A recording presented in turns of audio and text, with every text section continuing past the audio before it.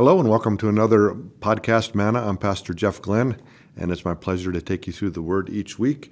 We're still in Genesis, and today we'll be in chapter 33. And I call today's topic here, the message, the reckoning. So we've seen where Jacob has traveled from this, the pillar of rocks, the stone, the rock in a hard place, as we've called it. Now he's at the reckoning. He is meeting his brother Esau. So from verse 1, now Jacob lifted his eyes and looked, and there Esau was coming, and with him were 400 men.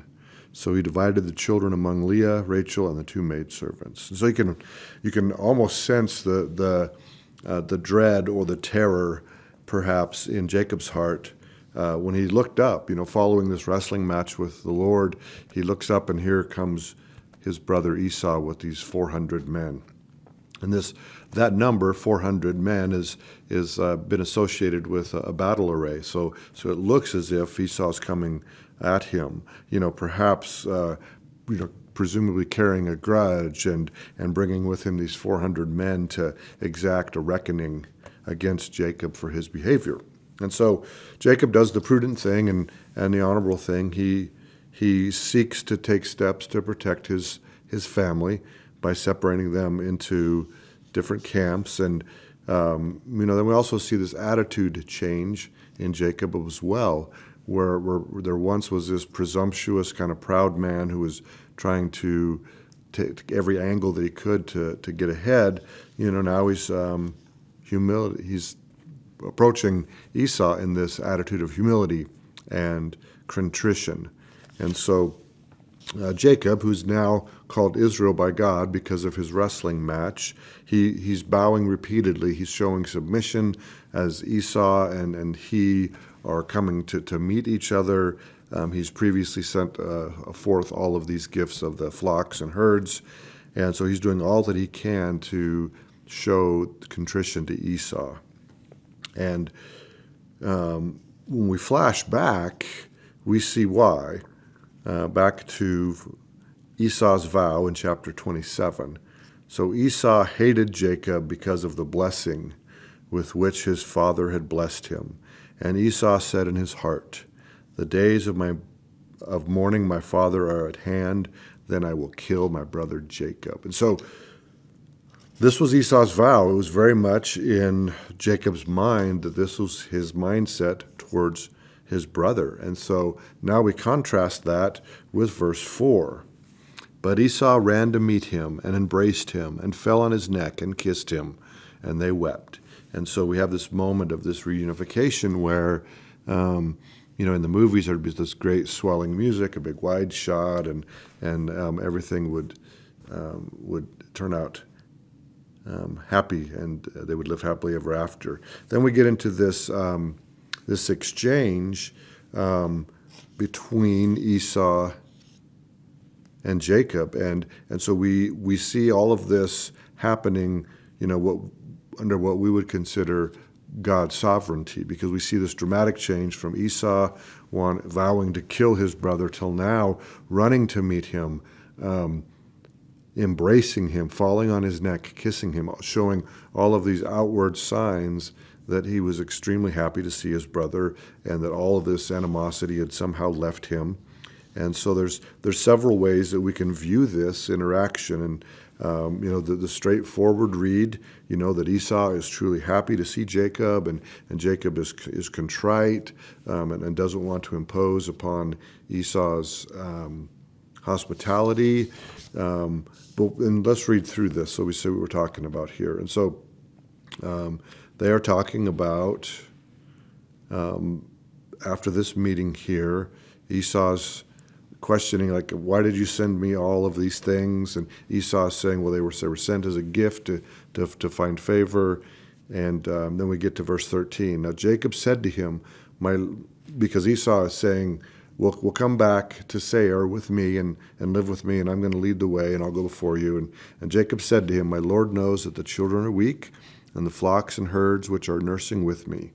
And if the men should drive them hard, one day all the flocks will die.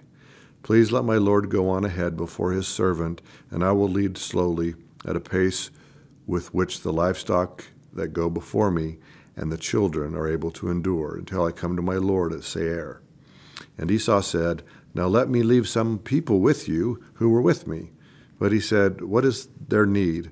Let me find favor in the sight of my Lord. So Esau returned that day on his way to Seir, and Jacob journeyed to Succoth, built himself a house, and made booths for his livestock. Therefore, the name of the place is called Succoth.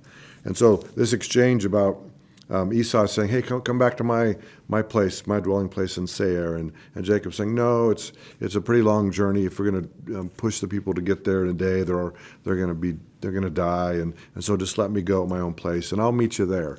But then he ends up going to a different place and setting up his household there. And then eventually he moves on to a place called Shechem, which there's a lot to say about that maybe at another time.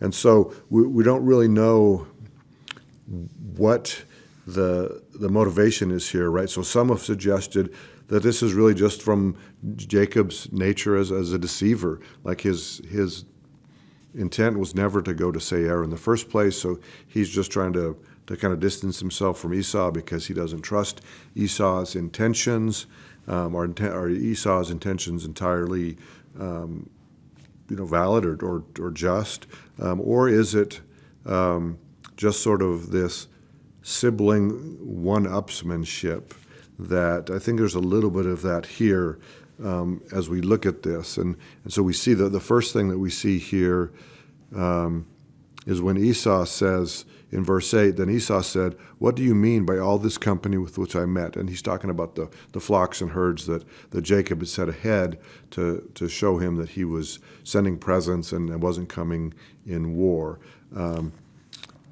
But he says to Jacob, these are to find, Jacob says to Esau, these are to find favor in the sight of my Lord. But Esau said to him, I have enough, my brother. Keep what you have for yourself. So he's essentially saying, nope, I got plenty. Like, I'm not going to take your stuff because I have plenty. And then Jacob counters with, no, if I've found favor in your sight, then receive my present, insomuch as I've seen your face as though I've seen the face of God, and you were pleased with me. So some could see this as a little bit of flattery, trying to not put Jacob under Esau, but to, again, keep him at arm's length. And then he says, please take my blessing that is brought to you because God has dealt graciously with me. So again, kind of reminding Esau, you know what, God's dealt generously with me, graciously with me, and I have enough. So they're both kind of saying that, they each have enough. And so that's another way to look at it as well. And so we see eventually, though, that no matter what view you take of this, that essentially that God's will is being done. And what God wanted, which was a people who were holy, right, separated unto him, we see that this is beginning to happen.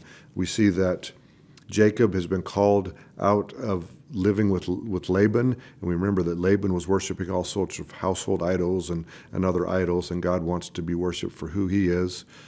Jacob had committed to that, so he's being called out of that, and then now he's being called or having this temptation of going and residing with Esau. And we know that Esau had already married Canaanite women, and so those kind of religious practices were part of Esau's household and family and practice.